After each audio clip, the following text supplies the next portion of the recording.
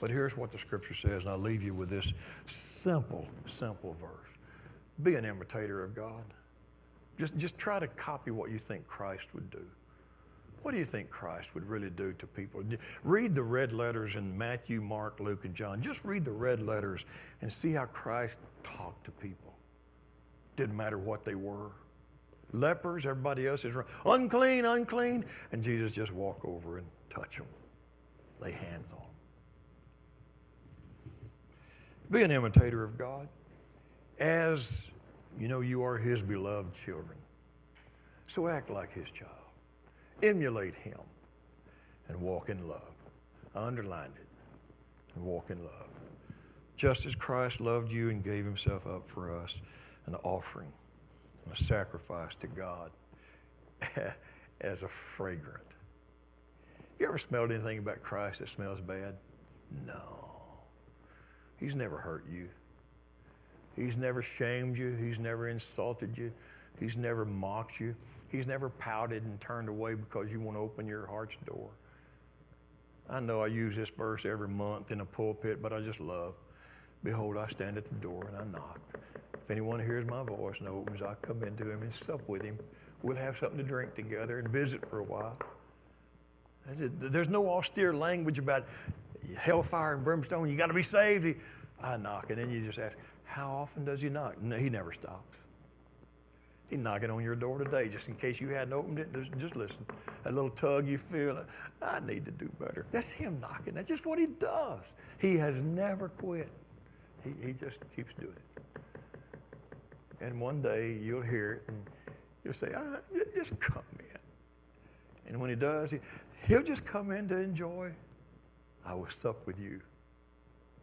You will sup with me. I've known people that will shame you for anything you do. I've had people shame me a lot. When I was younger, I've had people shame me because I looked depressed. I was broke. I didn't have any money. Wondered how I was going to put gas in my car just to get home from church. You know, you need to hold your head up. People are watching you. Oh, okay. I'm still going to be broke. Jesus never does that to us. He never does that. I've messed up so bad, he never shamed me. The prodigal son, I've been the prodigal son. Gone for a while with my lust and my indulgences and my greed. I finally come crawling back, and he just says, no. No probation for you. Put my robe on. Here's my ring. Put it on. You got all your authority. You're back. We're going to celebrate. We're going to have a party.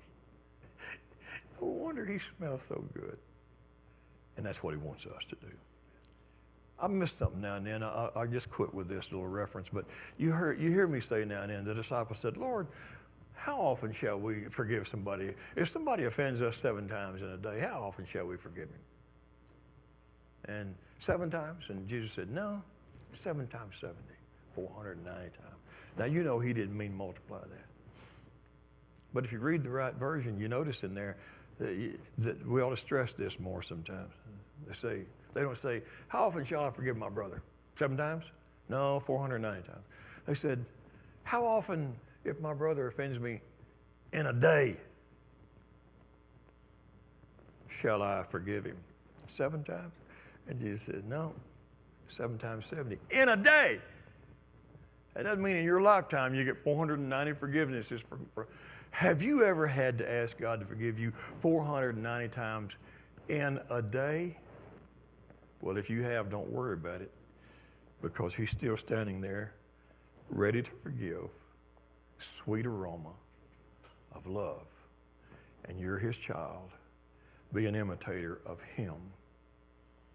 And just leave that sweet aroma in every place you go.